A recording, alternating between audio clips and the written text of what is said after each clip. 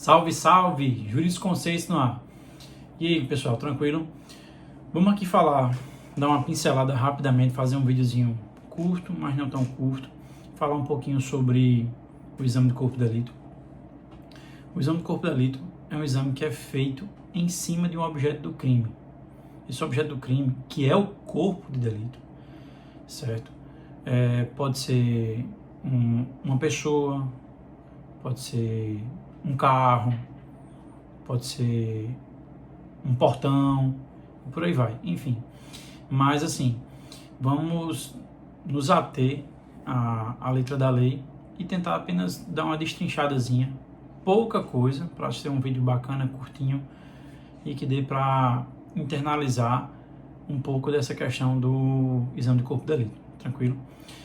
O Código de Processo Penal, no artigo 158, ele diz o seguinte: quando a infração deixar vestígios, será indispensável o exame de corpo de delito, direto ou indireto, não podendo supri-lo a confissão do acusado.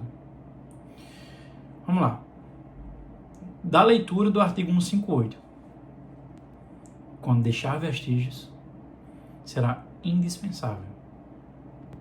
Já está na cara, ou seja, se deixou vestígio, o exame de corpo de delito ele é indispensável. Não pode ser dispensado em nenhuma hipótese. O magistrado está dispensando. Não pode. Se o juiz dispensar, ele está errado. Aliás, né? Equivocado. Digamos assim. Inclusive,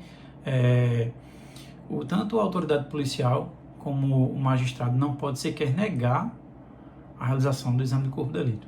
Beleza? O exame, continuando, será indispensável o exame de corpo de delito direto ou indireto. Ou seja, esse exame de corpo de delito ele pode ser feito diretamente em cima do corpo de delito ou pode ser feito por meio de um testemunho, por exemplo. E é nesse caso que ele vai ser indireto. Tranquilo? Não podendo supri-lo a confissão do acusado. Ou seja, a confissão do acusado, ele confessar o crime ou outra circunstância, não pode fazer com que esse exame de corpo de delito ilide a realização do corpo de delito. Tranquilo nesse aspecto? Então vamos lá. A doutrina ela classifica com relação à infração penal duas modalidades: a infração penal não transeunte e a infração penal transeunte. Desmistificando isso aqui, certo? Para não ficar e não gerar dúvidas, você não ficar assim, meu Deus do céu, e agora o que é que eu faço? Pelo amor de Deus, olha de novo. Não transeunte, o que bexiga taboca é isso aqui. Deixando meu nordestinês assim bem arrastado. Não transeunte. Bizu significa que ela não passa, então fica. O que é que se quer dizer de novo? Que se ele não é transeunte, certo? Então ele não passou, ele não transitou por aquilo e esse objeto não se esvaiu, não foi embora. Nesse tipo de infração penal que deixa vestígio, certo? Não transeunte, o objeto do crime ele vai estar lá pronto para ser periciado, pronto para ser feito um exame de corpo de delito. Beleza? Ou seja, isso é um bizu. Se a infração penal ela não transeunte, significa que não passou e ficou. Se ficou o vestígio, indispensável. Entendeu agora a questão do ficou? E se a infração penal for transeunte, se ela é transeunte, ela transitou. E se ela transitou, ela passou. E se passou, ela não ficou. E, portanto, não é indispensável. Ela é dispensável.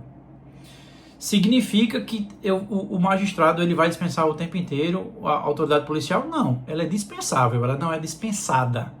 Ela não tem um mandamento aqui na nossa legislação que diz essa infração penal deve ser, esse exame de corpo de delito, ele deve ser dispensado. Não, ela é dispensável. Tranquilo? Transeunte. Passou, não ficou.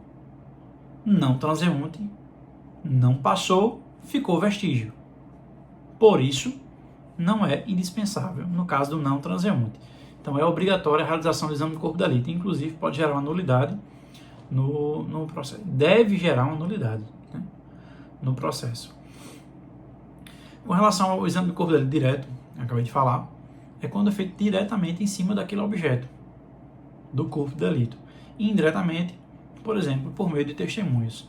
E aí o que é que o artigo 158 ele fala aqui? Não podendo supri-lo a confissão do acusado, ou seja, a confissão do acusado, diferentemente do testemunho, não serve para suprir o exame de corpo de delito. Entendeu? É esse testemunho que ele pode vir a caracterizar o exame de corpo de delito indireto, não vai acontecer no caso de uma confissão. Se o acusado confessar, isso aqui não faz com que deixe de ser realizado, seja dispensado, por exemplo, o exame de corpo de delito. No caso da testemunha, o exame de corpo de delito ele é indireto, mas a confissão do acusado não supre o exame de corpo de delito. Tranquilo? Para encerrar, parágrafo único. Dá-se a prioridade à realização do exame de corpo de delito quando se tratar de crime que envolva, inciso primeiro, violência doméstica e familiar contra a mulher. Facinho, decoreba fácil. Mulher, falou em mulher, violência doméstica, familiar contra a mulher. Não pode, é preciso dar-se prioridade a isso. Tranquilo? Inciso segundo, bizu, CAID, C-A-I-D. C de criança, A de adolescente, I de idoso e D de deficiente, pessoa com deficiência. Beleza? Viu que não tem mistério para desvendar essa questão do exame de corpo de delito. Existem maiores detalhes sobre o exame de corpo de delito, a gente trata um pouco mais na medicina legal, a gente consegue adentrar mais dentro desse exame do corpo de delito, e aí dá para fazer uma brincadeira muito bacana. Nesse aspecto aqui, não estou trazendo jurisprudência ainda, vou fazer outro vídeo para a gente trazer um pouquinho de jurisprudência, certo? Mas para o vídeo não ficar longo, é isso. Pessoal, só lembrando, por favor, deixa aquele like aqui, compartilha, comenta se possível, se inscreve no canal e repetindo, exame de corpo de delito, que ele vem de acordo decorrente de uma infração penal transitou, passou, se passou, não ficou vestígio. Transita, passa, não fica. Não transeunte, não passou. E se não passou, ficou vestígio. E se ficou vestígio, é indispensável. Beleza? Valeu? Tamo junto.